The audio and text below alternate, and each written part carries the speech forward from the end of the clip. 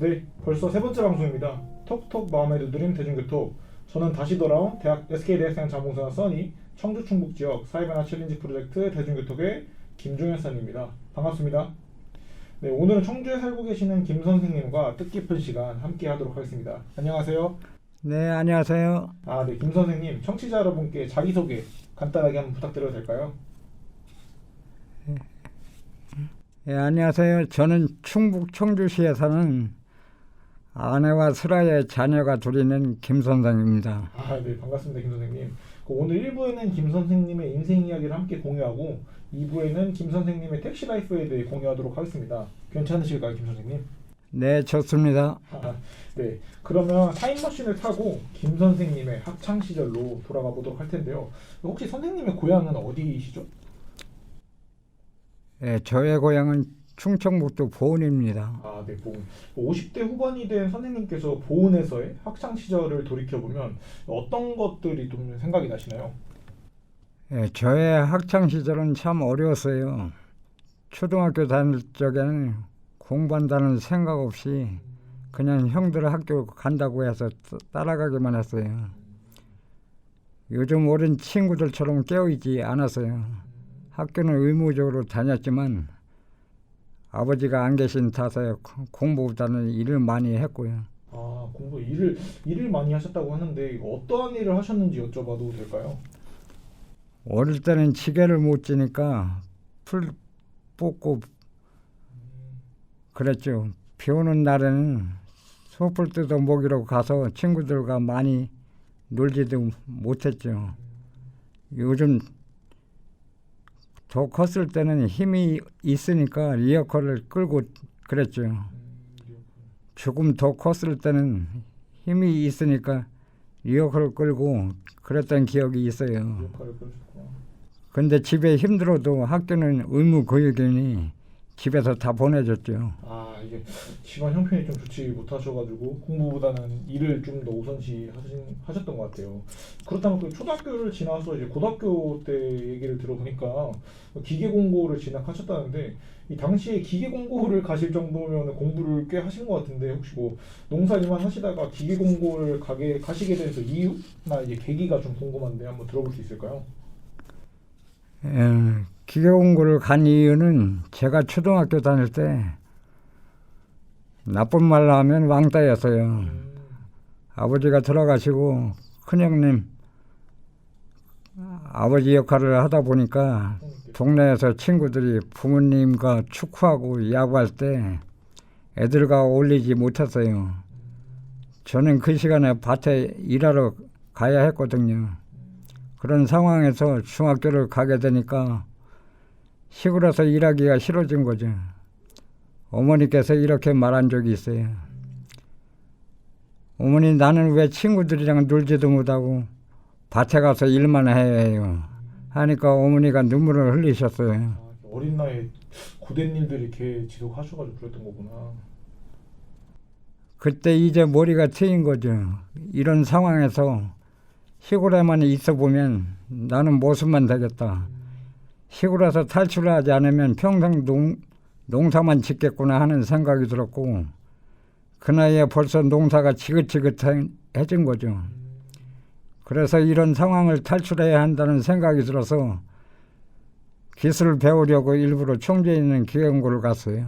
이게 어린 시절에는 이제 친구들과 많이 놀고 좀 이것저것 경험하는 것이 참 중요한데 이제 그런 것들을 하지 못하시다 보니까 자연스럽게 좀 친구들하고 멀어지고 이제 상황이 너무 힘들어서 청주로 이게 약간 도피성으로 나오게 되신 거군요. 그러면 이제 고등학교 때 이제 청주에서 생활은 혹시 이제 보은에서 넘어가신 건데 어떻게 하신 거죠?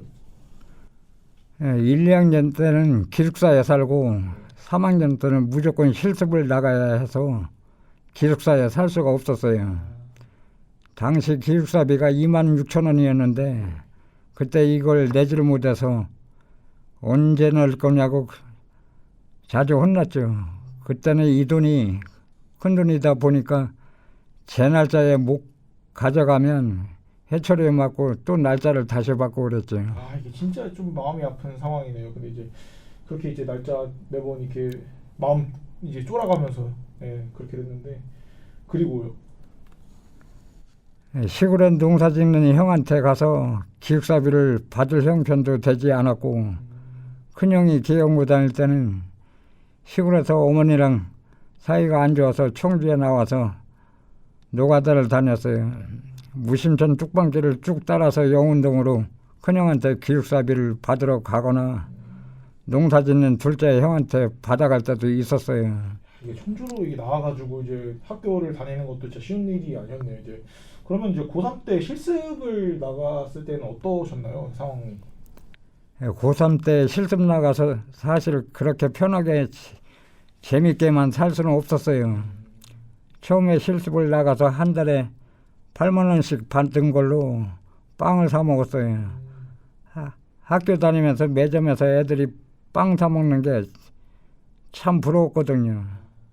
그렇지만 혼자 빵을 사 먹는데 그 돈을 다 쓰면 안 된다고 생각해서 빵은 둘째치고 돈을 모아 소를 샀어요. 어릴 때 소가 있었는데 그건 집에서 소가 아니라 부잣집 소였어요. 그 부자가 송아지를 사주면 그걸 키워서 어미소를 만들어서 밭을 간 건데 소가 말귀를 알아들으면 소값이 올라가죠. 소값이 당연히 올라가면 팔려고 하죠. 이런 상황이 계속 반복되다 보니 지겨워서 실습으로 본 80만 원으로 소를 산 거예요. 이제 그 정도면 이제 본인한테 쓰는 돈은 별로 없이 이제 시골에 있는 가족들을 위해서 거의 돈을 다 사용하신 거네요. 저는 상상도 못할 일인데 당시에는 그리고 이제 시골 상황 그리고 이제 선생님 댁에서는 소가 정말 좀 큰 의미였겠네요. 예, 그렇죠. 그리고 나서 농사짓는 둘째 형에게 소를 사주고 내가 서울에서 직장 생활하고 있는데 둘째 형한테서 전화가 왔어요. 내가 사준 소가 암송아지를 낳았는데 유산이 돼버렸다고. 형들이 본인 능력으로 소 살 돈도 없고 동생이 힘들게 벌어서 소를 사줬다는 걸 알기 때문에 전화를 한 건데 당시에는 화가 나서 제가 어떻게 해서 드린 소인데 그렇게 죽였냐고 뭐라고 했어요. 어머니 말로는 둘째 형수가 서울에 살았는데 그분이 초가집에서 얻은 고기 같은 거를 소한테 먹였다는 거예요. 그것 때문에 부정이 타서 죽었다고 말씀하셨는데 그것도 틀린 말은 아니라고 생각해요. 이제 어렵게 드린 그 첫 번째 이제 새끼가 좀 잘못됐었군요. 이제 소의 새끼가 그 이후의 상황은 혹시 어떻게 되셨나요? 예, 소가 유산되어서 1년 정도 회사 생활을 하다가 군대를 갔어요. 그렇게 한번 유산하고 두 번째에는 암소를 낳았고 군대 말년에는 이렇게 계속 낳다 보니 소가 7마리가 됐어요. 7마리. 그래서 어머니가 소 좀 처분하자고 말씀하시더라고요. 그래서 제가 제대하고 나서 둘째 형님한테는 소 4마리를 드렸죠. 나는 3마리를 큰 놈으로 데려왔는데 이렇게 해서 우리 집에 처음으로 우리 소가 생겼던 거예요. 야, 이거 되게 스펙타클한 학창 시절이셨던 것 같은데 당시 어린 시절 이제 선생님의 꿈은 혹시 무엇이었나요? 그때 장래 희망이 어디 있어요. 지금 너무 오래돼서 생각이 안 나는지는 몰라도 그저 농사는 너무 하기 싫고 돈을 많이 벌고 싶었고 네. 그렇게 가난을 탈피하고자 기계연구를 지원했던 거예요. 이제 가난한 이제 어린 시절 환경을 탈피하는 것이 좀 희망이셨던 것 같은데 그렇다면 이제 좀 아까 회사 얘기를 좀 하셨던 것 같은데 20대에 들어서는 이제 어떤 일을 이제 회사에서 하신 거죠? 서울에서? 예, 사출 일을 했어요. 네. 사출은 모든 인간이 생활하면서 네. 가정에서 사용하는 모든 플라스틱을 기계로 찍어내는 그런 일을 말하는 거예요. 사출. 나무나 새를 제한 플라스틱을 모두 찍어내는 금형 일이죠. 그러면 이제 당시 회사에서 이제 맡은 업무나 이제 회사 자체 이런 것들은 만족스러우셨던 건가요? 회사 생활은 돈을 벌어야 하기 때문에 네. 열심히 했죠. 만족도는 높았어요. 네. 왜냐하면 네. 회사는 월급을 주니까 시골에서 농사할 때는 봄부터 일해서 가을에 추수해야 그때 돈을 만지는데 네. 여기는 다달이 월급을 주니까 좋았죠. 아, 내가 하고 싶었던 사업을 하려면 종잣돈을 모아야 했죠. 아 사업 선생님께서는 이제 사업에 대한 생각을 이제 애초에 하고 계셨던 건가요? 가난을 벗어나기 위해 사업을 하고 싶었고 네. 회사에 다닌 걸 이걸 모으기 위한 수단이었죠. 아 회사 다니는. 그런데 세상은 생각하는 것처럼 흘러가지 않더라고요. 네. 서울에서 사업하려면 네. 가게 얻어야지, 기계 사야지, 직원 써야지. 사업한다는 자체가 다 돈이었죠. 사장은 일을 따오려면 밖에 돌아다니면서 거래처를 다녀야 하고 네. 이렇게 생각을 정리하다 보니 내가 과연 사업을 할 수 있을까 네. 생각을 했어요.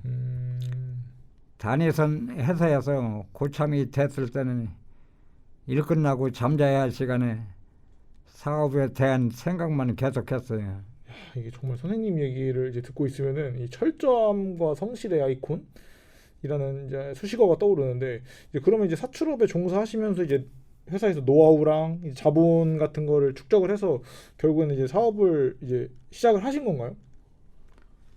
당신은 요즘과 달리 네. 모집과 선발의 과정을 통해서 채용하는 게 아니라 네. 인력사무소에서 대충 보고 애들을 데려다가 일을 시켰어요. 아. 근데 이제 좀 일 좀 배웠다 하면 네. 돈 받고 아침에 다들 짐 싸고 없어지는 일들이 태반이었어요. 아. 엄청 힘들게 가르쳐 놨는데 네. 아침에 보니 다들 사라져 버리고 얼마나 허무해. 그렇죠, 그렇죠. 이런 일을 많이 겪다 보니까 네. 사람한테 아주 질려버렸어요. 아 이게 이제 힘들게 일을 다 가르쳐 놨는데 이제 금방 이제 아침에 이제 월급 받아버리니까 도망가. 그럼 이제 굉장히 상실감이 크셨겠어요. 이제 그러면 혹시 뭐 주변에 뭐 믿을 만한 분들은 혹시 이게 따로 없으셨나요? 그래서 내가 이 사업을 하려면 믿을 만한 사람을 써야 했는데 네. 지금 생각해 보니 좀 생각이 어렵다고 해야 하나. 그래서 조카들을 데려다 쓸까 했는데 네. 그건 아니었죠. 조카들. 내 욕심 때문에 미래가 창창한 조카들을 일꾼으로 쓸 수는 없겠다 싶었죠. 그렇죠. 조카들을 이제. 이렇게 내가 갈망하던 사업을 하려고 여러 생각을 하다 보니까 네. 이 방향은 나한테 너무 벅차서 갈 길이 아니다라고 생각하고 빨리 접기로 마음을 먹었어요. 야, 이게 매일 밤마다 이제 잠 못 이루시고 선생님이 이제 뇌가 아주 열일을 했네요. 이제 그리고 이제 자신의 욕심에 눈이 멀어서 가족을 희생하는 경우들도 덜어 있는데, 이제 선생님께서는 이제 선택도 참 좀 깊게 생각하시고 잘 하신 것 같은데, 이제 사업을 이제 준비하는 과정을 이제 그만두시고 난 이후에는 혹시 어떻게 이제 생활하셨나요?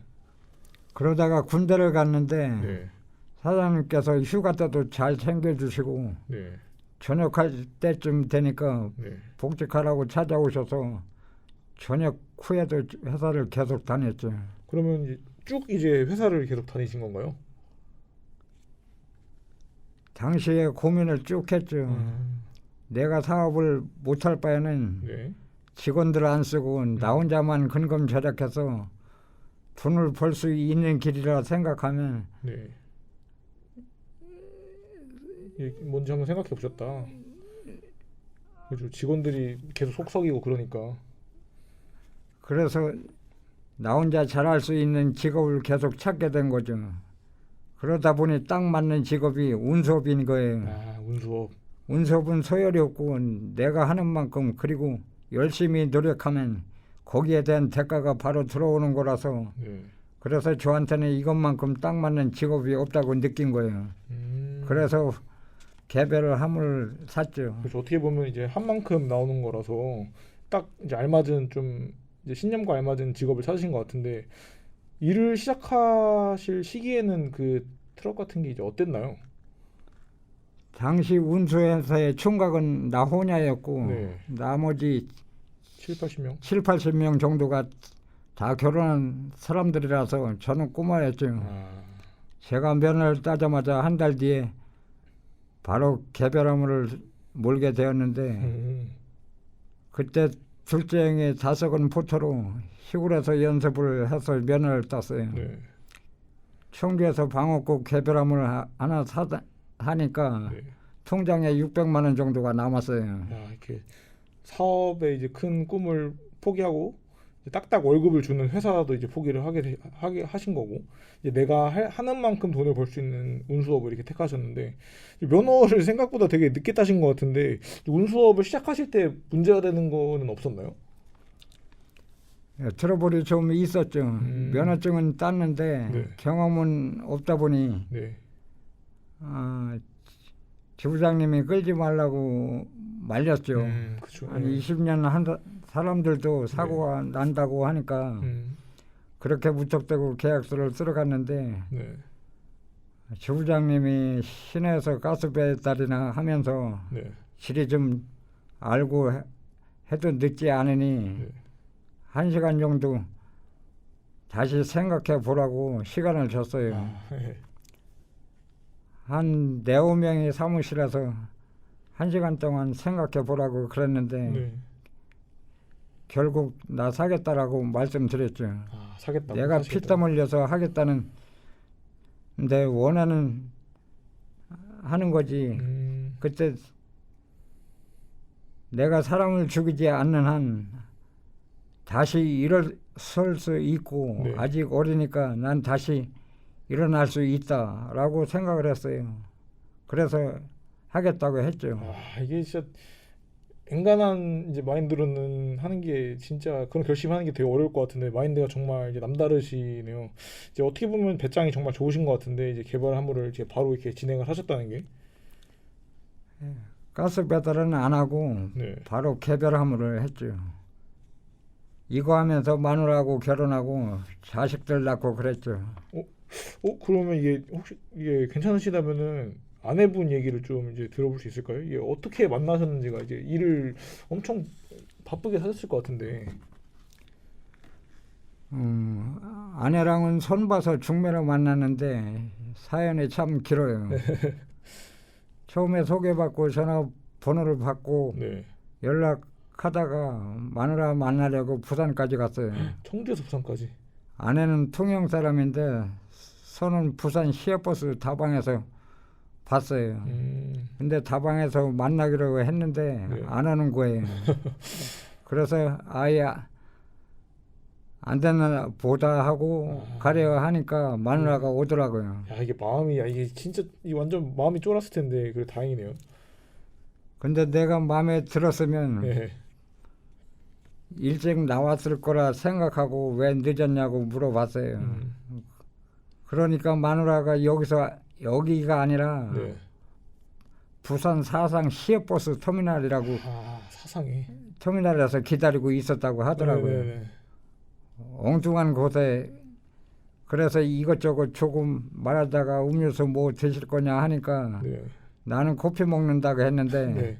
아내는 우유를 시키더라고요. 네네. 그때 당시에는 연속극에 그런 게 많이 나왔죠. 네. 선을 봤을 때는 대놓고 말을 못하니까 네, 그렇죠. 당시 좋으면 커피, 그저 그러면 우유를 시키고 그랬어요. 이게 그때 당시 요즘 흔히 말하는 국룰이었군요. 이게. 그래서 끝났구나 싶었지. 다시 인연이 있으면 만나는 거고 없으면 못 만나는 거고 네. 연락처나 달라고 했죠. 그러니까 또 전화번호를 주더라고요. 이게 뭔가 싶어서 나 그러고 다방 구석에서 지켜보고 있던 큰형한테 갔죠. 네. 큰형이 어떻게 됐냐고 해서 호탕 친 것 같다고 말했죠. 그러니까 형이 됐던 마누라한테 이 친구 형이 되는 사람인데 네. 우리 집에 와서 차나 한 잔 더 하고 가자고 그랬죠. 그러니까 또 거기까지 쫓아오더라고요. 야, 이게 요거 이렇게 보니까 약간 좀 미묘하긴 한데 시그널이 좀 나름 있는 것 같은데, 아내분 마음을 진짜 그렇게 그 상황에서는 진짜 모를 것 같아요. 그 이후에는 그럼 혹시 또 어떻게 되셨나요? 진짜 이후에 노력을 많이 했어요. 지금은 혼자 산다고 해서 주변에 뭐라고 하는 사람이 없었잖아요. 네네. 그런데 그때는 결혼을 못하면 주변에서 얼마나 못났으면 결혼도 못하는 말이 많았어요. 그죠. 그래서 결혼을 안 하고 싶어도 안 할 수가 안 할 수가 없는 때였죠. 네. 심지어 다른 동네까지 소문이 나기 때문에 네. 진짜 결혼이 급했죠. 그렇죠. 뭐 요즘에는 좀 다르지만 그 당시에는 좀 지금과 이제 분위기가 많이 달랐죠. 그럼 뭐 혹시 이제 기사님께서 어떤 노력들을 많이 하셨나요? 이 결혼하기 위한? 아침에 회사에서 화물 실어서 이리저리 다니면 전화를 못 하잖아요. 그렇죠. 연락이 중요한데. 예. 계속 이야기를 해야 정이 붙고 유대감이 생기고 안 멀어지는 건데 네. 그래서 엑스파일 영화에 나오는 노키아 전화기를 제가 샀어요. 그 당시에. 그 당시에 우리나라 핸드폰은 무전기 많았는데 그쵸. 나는 초소형 노키아 폰을 쓴 거였죠. 마누라랑 결혼하기 위해서 매번 전화하고 그랬어요. 꼬시기에서 쓸데없는 말도 계속하고 그랬죠. 네. 그러다 보니까 당시에 전화 요금이 9만 한 달에 9만 원, 10만 원이 야, 그렇게 나왔죠. 진짜 정성 그 자체네요, 진짜. 이제 그만큼 뭐 아내분이 좋으셨기도 하고 이제 당시 사회의 풍토가 이 결혼 정년기에 또 이제 결혼을 못하면 저 사람 진짜 문제가 있는 거다라는 이제 시선을 좀 벗어나기 위해서 노력을 엄청 하셨던 거네요, 그죠? 난 뭐가 하고 싶은 게 있으면 열심히 해서 맘먹으면 해야 돼요. 지금도 내 생활의 신조가 네. 정신이 육체를 다스린다는 것이에요. 야, 삶의 큰 목적이 의식이 있어야 합니다. 목적이 있어야 된다. 이 정신 육체를 다스린다는 생활 신조 이제 정말 멋진데요. 나는 열심히 해서 네. 10년, 15년 뒤에 무조건 이것을 할 것이다. 네. 나는 무조건 할 수 있고 버텨야 하고도 남을 사람이야 라고 생각해요. 네. 몸이 무의식적인 상태에서 계획적이고 살아갈 수 있도록 해야 한다는 거죠. 사람은 누구나 미완성이고 완벽하지 않기 때문에 네. 그 벽을 넘지 못하면 가끔가다 비관적일 수도 있어요. 네. 하지만 내에서 목적의식이 확고히 있다면 비관적인 생각이 긍정적인 생각에 껴들 틈이 없죠. 그렇죠. 아, 이게 진짜 맞는 말인 것 같아요. 이제 아무래도 목표가 있으면은 사람들이 어떻게 보면 그걸 원동력 삼아서 더 열심히 살게 되죠. 나이가 젊었을 때는 내가 목적한 것을 이루기에 무조건 일만 하다 보니까 네. 잘 몰랐는데 지금은 이 공기 좋고 나무 있는 데서 이런 경치를 느낄 수 있다는 것에 감사해요. 똑같은 시간 장소가 주어졌는데 나이 들어서 보니까 그 관점이 다르더라고요. 택시를 운행하다 보면 네.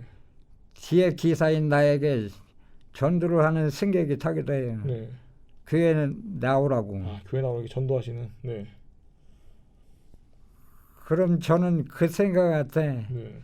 천국이 어디냐고. 네. 지금 이렇게 열심히 행복하게 살고 있는데 지금 살고 있는 이 현 시점이 시상 낙원이고 천국이라고 말합니다. 아, 그렇죠. 이제 기사님께서는 이제 그렇게 이제 전도하시는 분께 말씀하신 만큼 늘 꿈과 목표를 가지시고 긍정적으로 살아가는 것을 좀 중요하게 생각하고 계신다는 거죠. 네, 맞습니다. 네. 어릴 때는 내가 앞으로 어른이 되어서 네. 청주 시내에서 집을 하나 살 수 있을까 하는 네. 생각을 많이 했어요. 시골에서 농사짓던 농부의 아들이 네. 그럴 수 있을까 생각을 많이 하기도 했죠. 네. 그런데 결국 세월이 흘러서 생각해 보니 네. 그 계획이 될지 안 될지는 사람의 능력보다는 꿈과 목표를 가지고 있냐 아니냐에 결정되더라고요. 꿈과 목표를 가지고 있다면 네. 그것이 단기간에는 이루어지지 않더라도 나중엔 반드시 기회가 오게 될 거라고 생각합니다. 그렇죠. 이제 무의식적으로 이제 살아가는 대로 흘러가는 대로 사는 것보다는 이제 뚜렷한 목적과 목표를 갖고 살아가면 또 언젠가는 이제 꿈에 이제 도달할 수 있다, 다가갈 수 있다는 이제 좋은 말씀을 전해주셨네요. 이제 경험에서 우러나는 말이라서 진짜 정말 좋은 말 새겨 듣겠습니다. 근데 또 이제 개별화물 말고 또 다른 직종에도 종사를 하셨다고 들었는데 또 어떤 직종에 종사를 하게 되신 거죠?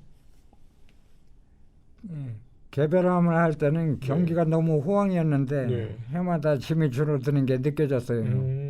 그래서 빨리 정리하고 다른 거라 해야겠다고 다짐했죠. 야, 이제 확실히 이 판단이 이게 엄청 빠르시네요. 그래서 이때 네. 계약면을 따고 버스 일을 하게 되었어요. 개별함을 보다는 편할 곳 그렇다고. 같다고 생각했죠. 근데 가보니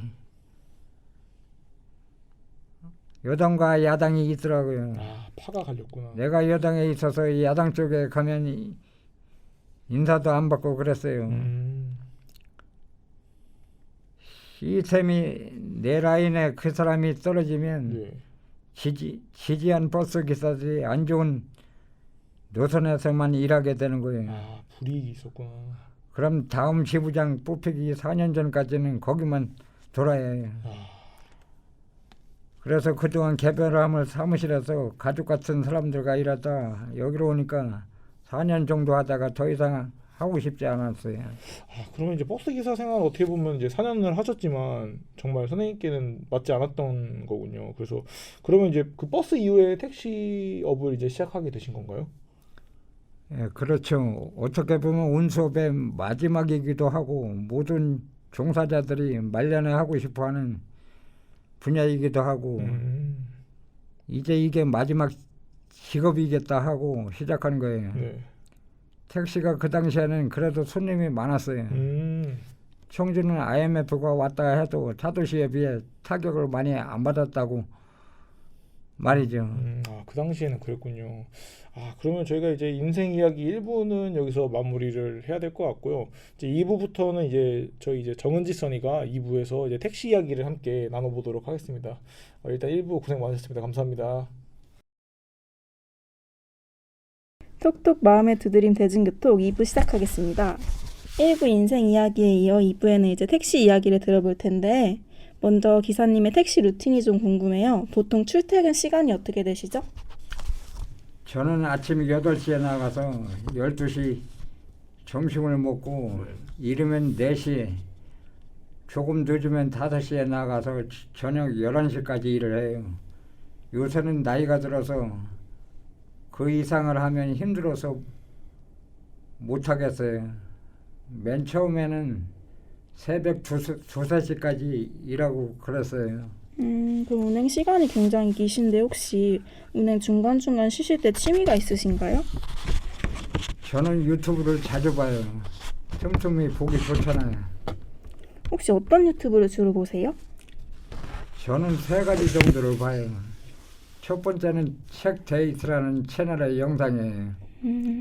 요즘같이 바쁜 시대에 사람들이 책 한 권 다 읽을 시간도 없으니까 책 한 권 다 읽고 요점만 정리해서 읽어주는 채널인데 사람이 살아나가면서 이런 마음을 가지고 살아야 한다 이런 이야기를 담고 있어요. 가끔 이걸 보면 새벽까지도 보게 돼요. 굉장히 유익한 채널 같은데 그럼 두 번째는 어떤 것이 있나요? 풍수지리와 운세에 관련된 거를 많이 보고요. 마지막은 기계 관련, 자동차 정비 관련한 채널 영상인데 내가 기계연구를 나왔으니까 이런 거 위주로 봐요. 모르는 내용이 나오면 네이버에서 찾고 그러죠. 선생님께서는 쉬실 때 이제 책이나 풍수지리, 운세 이런 정비 관련 유튜브 영상을 주로 시청하시는군요. 이제 택시에서 얻은 스트레스 해소하시는 데 이제 도움이 많이 될 것 같은데 그럼 아까 선생님께서는 올해 한 20년 정도가 되셨다고 하셨는데 택시 운행 관련 에피소드가 굉장히 많으실 것 같아요. 좀 혈압이 상승할 만한 에피소드를 한번 소개해 주실 수 있나요? 어떤 사람은 술 먹고 타서 어디로 가자고 안 하는 경우가 있어요. 그냥 골목 나올 때마다 좌회전, 우회전 그렇게만 말하는 거죠. 내 옆에 타서 다리 쫙 올리고 아들한테 말하듯이 예의 없게 말하는 경우가 더러 있죠. 그러면 한마디 하고 싶어도 그렇게 갈등 상황을 만들게 되면 피해보는 건 사업주라서 더 열이 받는 거죠. 아, 그런 사람들도 진짜 있군요. 듣기만 했는데 진짜 제가 열이 받네요. 이건 혈압이 상승할 건 아닌데 나이 드신 분이 술 잔뜩 취해서 타셨어요. 근데 가다가 룸밀러로 보니까 사람이 없는 거예요. 아까 분명히 탔는데 알고 보니까 술이 하도 취해서 의자 밑에 일자로 뻗어버린 거죠. 깨워서 택시비는 받지도 않고 그냥 보냈는데 내리자마자 건물 상가에 유리가 있었는데 거기에 가서 꽝하고 들이받는 거예요. 택시비는커녕 112에 신고를 해줬죠. 와, 그쵸. 이제 많지 않은 시객분들이 탑승하시면 진짜 굉장히 곤란하시겠어요. 또 생각나는 게 하나 있어요. 한 번은 병원 앞에 아주머니 둘이 서 있는데 하나 아주머니만 잘 좀 태워다 줘요 하고 내렸어요. 그래서 별 생각 없이 출발했는데 그 아줌마가 막 욕을 하는 거예요. 처음에는 친구한테 전화하는 줄 알았는데 가만히 생각해 보니 나한테 욕을 하고 있더라고요. 뭐 그런 사람이 다 있어? 정말 이제 당황하셨겠어요. 그런 상황에는. 우리는 운전을 해야 하고 전방을 주시해야 하니까 신경 쓸 겨를이 없어서 몇 마디 하다가 목적지에 도착해서 돈을 달라고 하니까 뒤에서 치마를 걷고 누워있는 거예요. 너무 황당했죠. 제가 생각할 때는 의도적으로 돈을 안 내려고 그런 것 같아요. 그래서 정신 들라고 창문을 다 열어놓고 112에 신고를 했죠. 경찰이 와서 아주머니 핸드폰으로 전화를 하더라고요. 그러고 딸이 와서 엄마 여기서 뭐 하는 거야? 라고 소리를 지르니까 언제 그랬냐는 듯이 뻘떡 일어나는 거죠. 와, 술이 갑작스레 깨신 건지 조금은 미심쩍은 부분이 있는 상황이었네요. 되게 마음 고생이 심하셨겠어요. 그럼 이렇게 안 좋은 일 말고 혹시 다른 좋은 일들은 없었나요? 뚜렷하게 기분 좋을 만한 일은 없던 것 같아요. 그저 갈등 없이 운행할 수만 있으면 그게 가장 행복한 일인 것 같아요. 네, 맞습니다. 일단 갈등 없이 행복했으면 하는 게 가장 좋은 방법인데, 그럼 선생님께서는 혹시 지속적으로 발생하는 택시기사와 승객 간의 갈등에 대해서는 어떻게 생각하시나요? 경험이 늘다 보니 말 몇 마디 해보면 저 사람 성격이 어떻고 대충 알겠더라고요.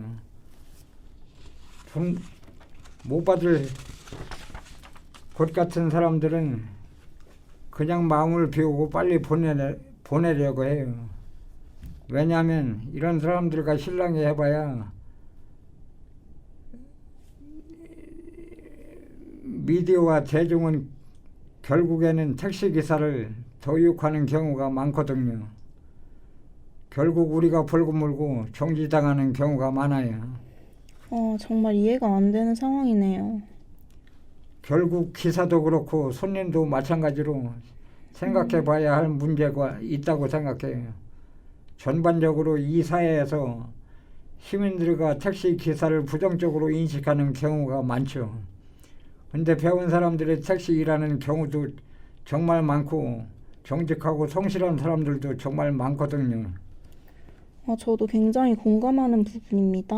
모든 기사들이 완벽하지 않고 모든 승객들 또한 완벽할 수 없으니 이제 서로 맞춰가면서 세상을 만들어 간다는 거에 상당히 공감이 되는데요.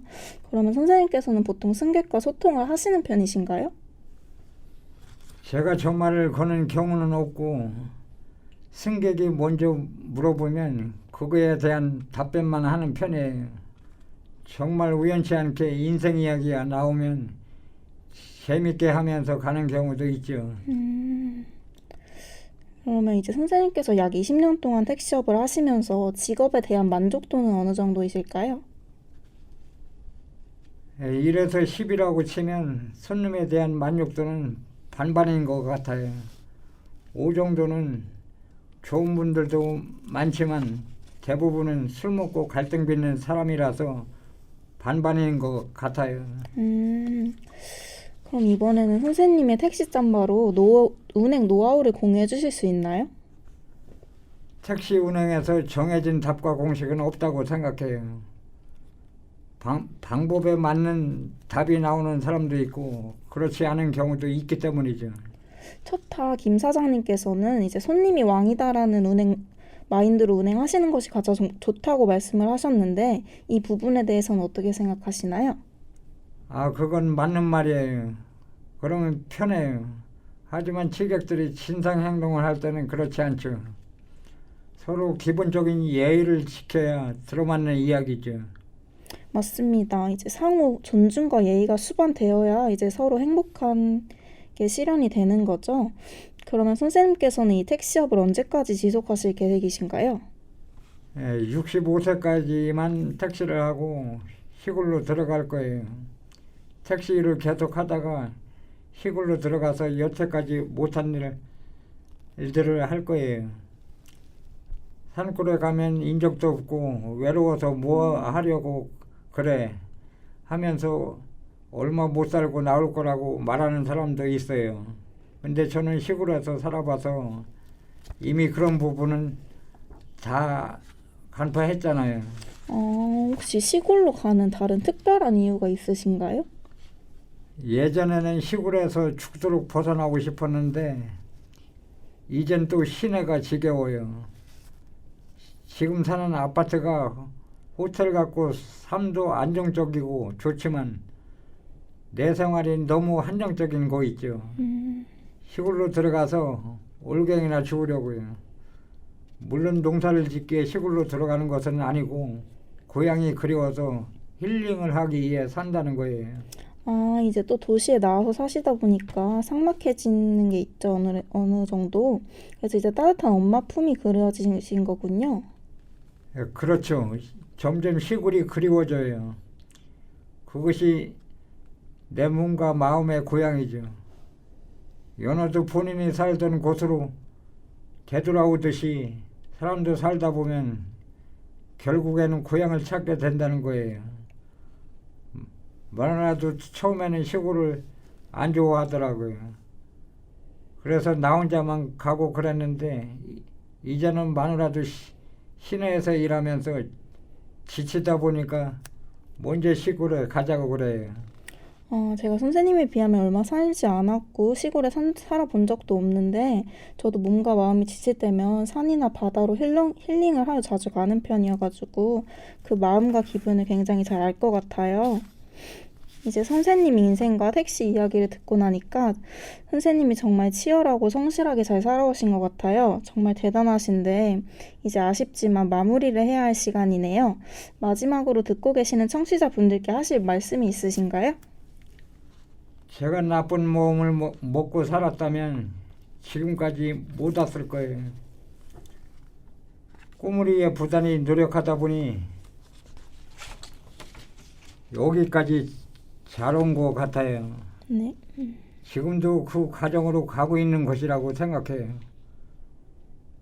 가진 것이 없는 상황에서 일어나기 위해 목적을 가지면 내 몸이 자동으로 움직이는 거예요. 이렇게 하루하루가 쌓여서 10년, 20년이 되면 엄청난 결과를 기다리고 있는 거죠. 그래서 말씀드리고 싶은 것은 꼭 꿈을 가지고 사셨으면 좋겠다는 겁니다. 이것이 삶의 원동력이 되는 거라고 생각합니다. 꿈과 목표를 가지고 사시라는 말 정말 좋은 말씀인 것 같습니다. 감사합니다. 그리고 이렇게 오늘 귀중한 시간에 김 선생님과 인생과 택시 이야기를 들을 수 있어서 너무나도 영광이었습니다. 청취자 여러분도 즐거운 시간 되셨기를 바라면서 톡톡 마음의 두드림 대중교통 3회이자 마지막 회는 여기서 마치도록 하겠습니다. 함께 해주신 김 선생님 너무 감사합니다. 고생하셨습니다. 네, 감사합니다.